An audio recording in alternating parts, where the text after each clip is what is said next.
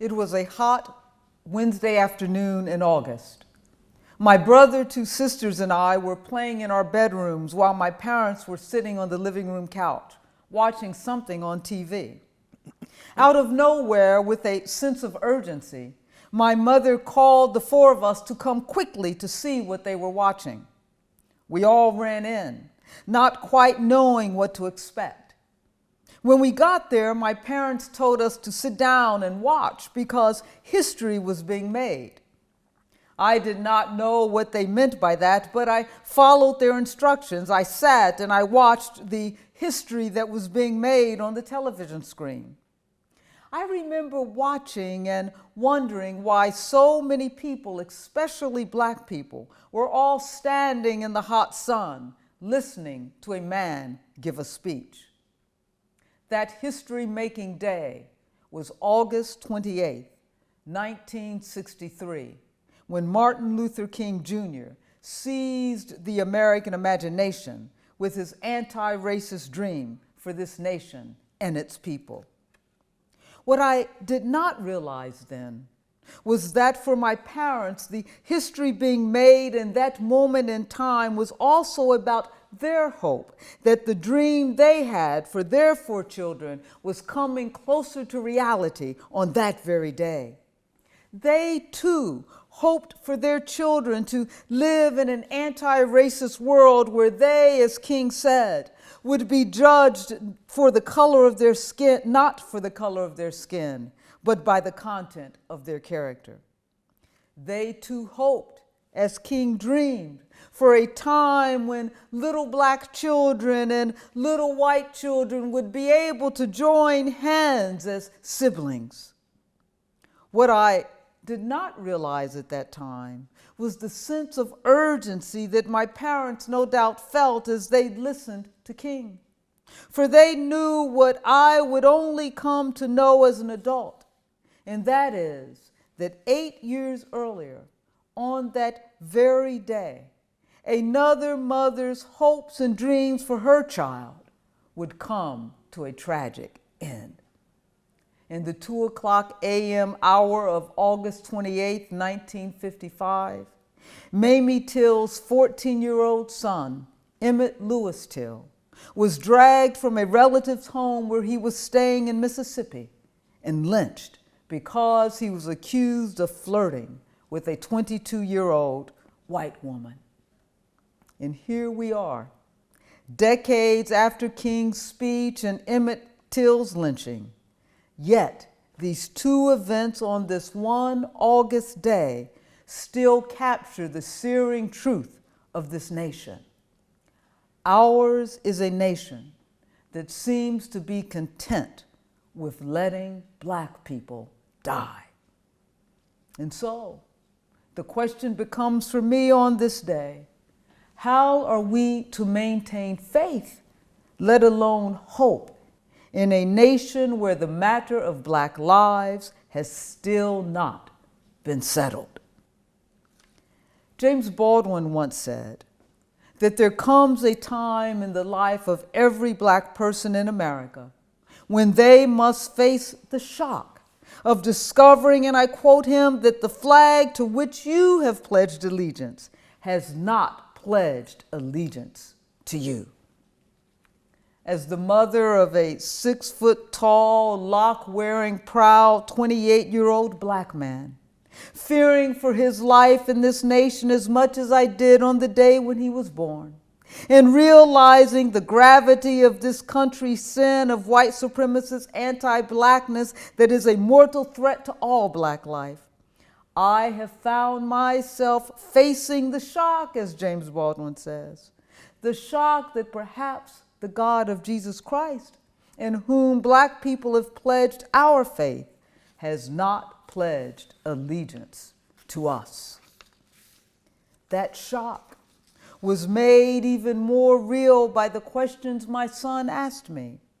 As Black death was becoming more and more routine in this nation, whether at the hands of police or from the COVID-19 virus, my son challenged my faith in the God of Jesus Christ. He challenged my theological affirmation of a Black Christ. How do we really know that God cares when black people are still getting killed? How long do we have to wait for God's justice, he asked. I get it that Christ is black, but that doesn't seem to be helping us right now, he proclaimed. These questions set me on a journey to try to understand the meaning of my faith, if not its efficacy amidst the cries for black lives to matter. For indeed, the questions my son was asking me became my own questions. My journey culminated in the book, Resurrection Hope, A Future Where Black Lives Matter. Theologian Paul Tillich reminds us that, as he says, the element of uncertainty in faith cannot be removed. Essentially, Tillich is reminding us that doubt is intrinsic to faith. Black faith, it seems to me, in fact, reflects a constant struggle to make sure that our doubts do not overwhelm our faith. At least this has been the case for me, as I have tried to journey through the doubts intrinsic to my faith in light of the black life lost to anti-black violence. The lives that were Armand, that were Breonna, that were George, and so many more. Indeed, I began to wonder whether God's promise in a just future is to be believed at all. Not only was it hard for me to live in the promise yet to be fulfilled, but with each almost daily reminder that black life does not really matter in this nation, I no longer trusted the promise itself. And so, in my faith journey, I have essentially walked through the valley of death when it comes to black life, not knowing as I walked if on the other side I would affirm my faith or give in to my doubts.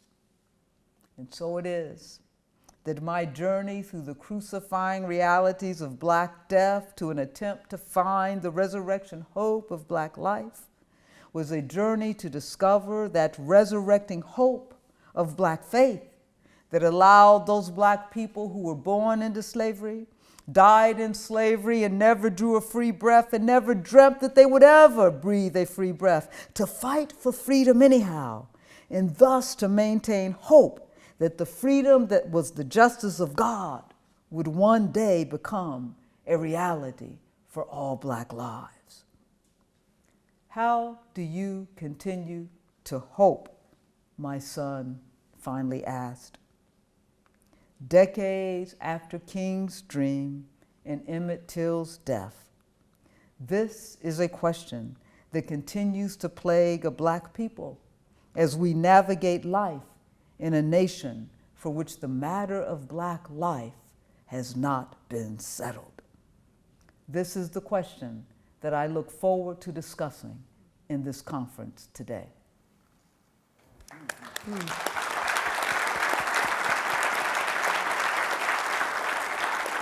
I'm sure you've now figured out that that was a recorded message from Dean Douglas, but she is with us. We've teleported her in this makeshift living room. And Dean Douglas, I want to pick up on the point and maybe ask you, where are you now? Has your theological assumptions and beliefs been reaffirmed?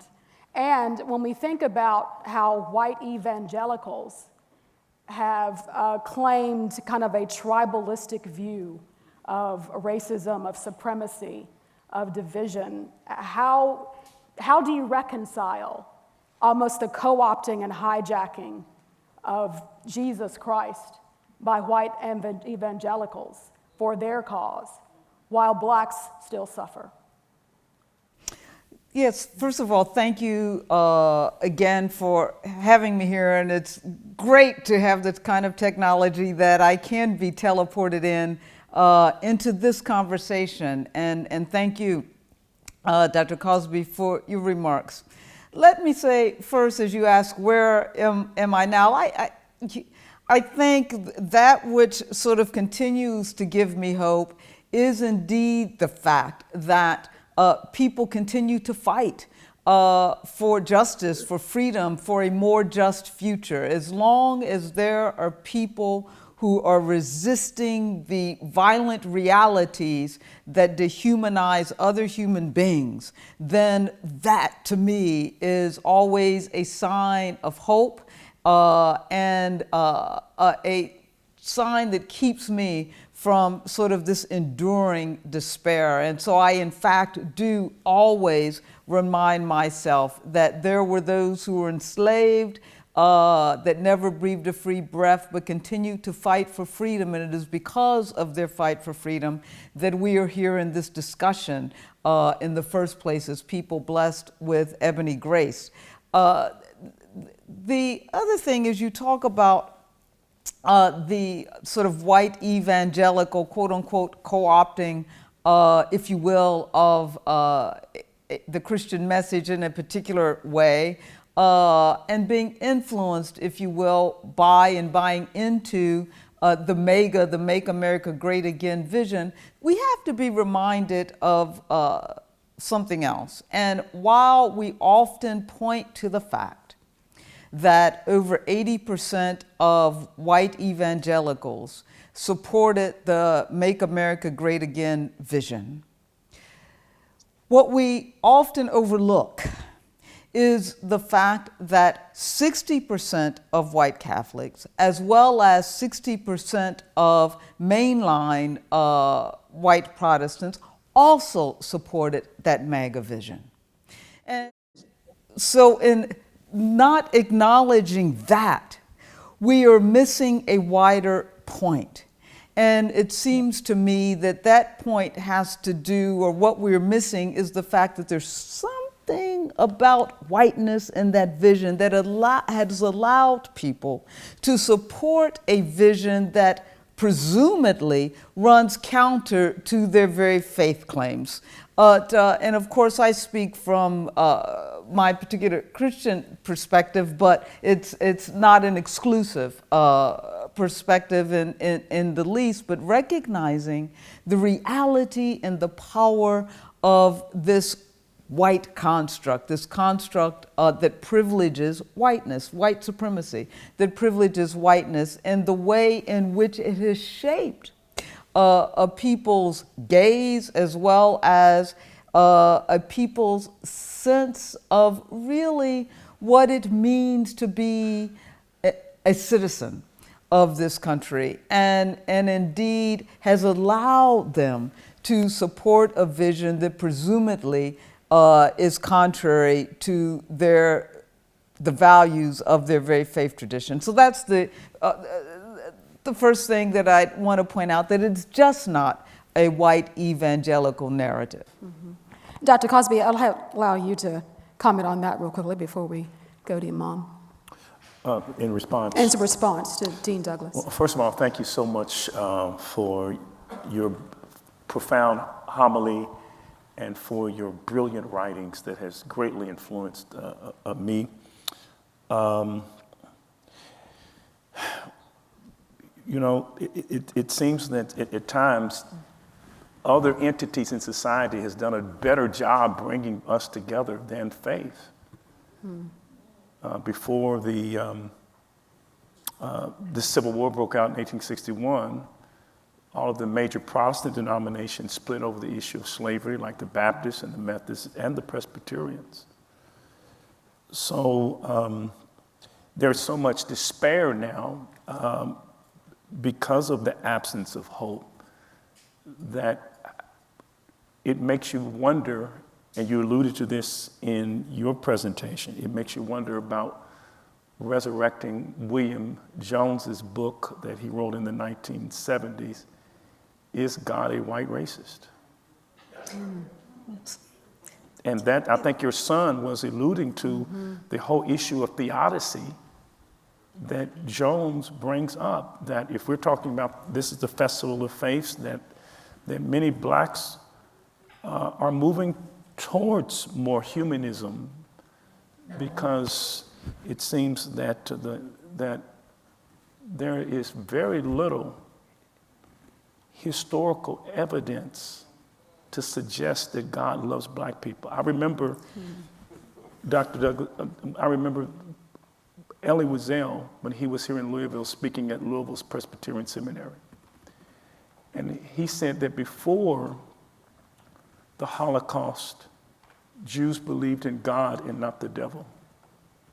After the Holocaust, we started believing more in the devil than in God because it seemed that there was more evidence for Satan than there was for God. How would you respond to that? Yeah, may I speak to that for a minute? That I think when we talk about faith communities and our faith leaders, and without getting deeply into sort of the theological issues, if indeed we are to provide a sense of hope, it's not so much what we say, but it's what we do. And I think the role of faith leaders and religious leaders in this nation is to begin to expand the moral imaginary of what is possible, and the moral imaginary of what justice looks like. We are to be accountable as religious leaders of whatever tradition that we belong to. We are to be accountable to not the way things are, but the way things we know are supposed to be. We are to be accountable to a more just future. And our measure of justice should not be limited by the policies and politics, etc., of an unjust nation, but indeed by a vision for a more just future, which we have to, it is our role to expand that moral imaginary. And so, and I'll say this and then shut up. So when we talk about things, for instance, as you brought up, Dr. Simmons, of reparations, I think that that's an important conversation, and that we do have to begin to seriously talk about reparations. And here's the thing. For faith leaders and religious leaders, we have to push the conversation about reparations beyond simply trying to repair the breach, if you will, that is the wealth gap, the choice gap that has been created because of the past, between the past and the present. We are called to repair the breach between this unjust future and this unjust present and the just future to which we are all called. And so it seems to me that requires more than simply giving black people reparations, monetary reparations, because we can do that and we can make apologies and we ought to do that. But what we aren't doing are repairing changing the systems and structures that got us here in the first place. Our task is to change this reality, change these systems and structures so that indeed we repair the gap, the breach between this unjust present reality that is defined by white supremacist anti-blackness and these capitalistic structures that are racialized, and to get to a more just future so that generations ahead of us, future generations, will not indeed still be talking about wealth gaps, choice gaps, grief gaps, as a reporter I just wrote about in the Washington Post this week, these kind of gaps that are reflective of systemic, structural, ideological kind of realities that indeed create the kind of inequity and inequality that have gotten us to this point. And this is the role, I think, of faith leaders to be engaged in the public square and to begin to talk about closing the gap between what is and what we know ought to be. Well said.